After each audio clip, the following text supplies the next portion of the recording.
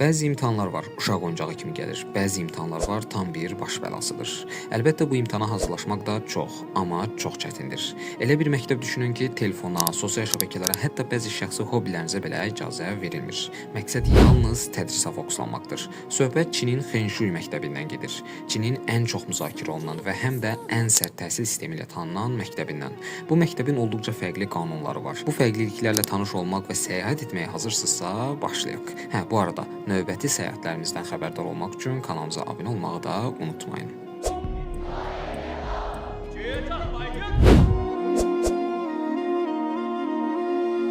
Xenşuy Pekindən 250 km aralıqda yerləşən təxminən 4-5 milyon əhalisi olan bir şəhərdir. Bu şəhər məktəbi ilə tanınır. Belə ki, bundan əvvəlki videolarımızın birində də bəhs etdiyimiz kimi, dünyanın ən çətin imtahanı olan Gaokao imtahanına bu məktəbdə şagirdləri xüsusi olaraq hazırlayırlar. Şagirdlər çox ciddi intisam altında dərs oxuyurlar. Gündəlik tədris və dərs fəaliyyətləri təxminən 17 saat davam edir. Təsəvvür edin, 17 saat.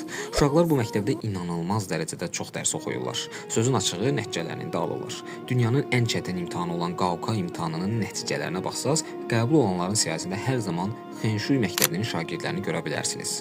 Şagirdlərin yüksək nəticə qazanmaları üçün qoyduqları qanunlar, olduqca çox olan dərs saatları bəyənərsiniz ya da bəyənməzsiniz. İstənilən halda bu bir həqiqətdir ki, onlar Çinin təhsil sahəsində zirvədədirlər. Həyat bir məşq deyildir. Çünki onu təkrar-təkrar yaşamaq şansınız yoxdur. Bu sözlər Xenşuy məktəbinin şüarlarından biridir. Hətta biri daha var. Çox çalışmaqdan ölmürsənsə, daha çox çalış. Qulağa çox qəribə gəlir, amma bu şüarlar boş deyil. Onlar həqiqətən çox çalışırlar. Məsələn, bu məktəbin şagirdlərdən birinin China Daily qəzetinə verdiyi müsahibədə belə deyir: yemək yemək üçün 3 ya da 5 dəqiqəmiz olurdu. Ümumiyyətlə burada təhsil nisbətən daha çox əzbər yönümlüdür. Məsələn, Çin və xarici dil dərslərində oxuma seansı adlandırdıqları mövzular var. Müəllimlər oxumaları üçün mövzular verir və şagirdlər 40 dəqiqə boyunca yüksək səslə bu mövzuları oxuyurlar. Səhərin əsl yuxu üçün şipşirin olan saatlarında yuxudan oyanıb günün böyük hissəsini dərsləri oxumaqla keçirirlər. Çünki onların başqa şansı yoxdur. Ələxüsusda maddi imkanı zəif olan ailələrin övladları üçün bu imtahandan keçmək həyatını qurtarmaq kimi bir şeydir. Ona görə də bu imtahana Çində taleyin imtahanı adlandırırlar. Xenşuy isə bu taleyi dəyişdirmək istəyənlər üçün ilk seçimlərdən biridir.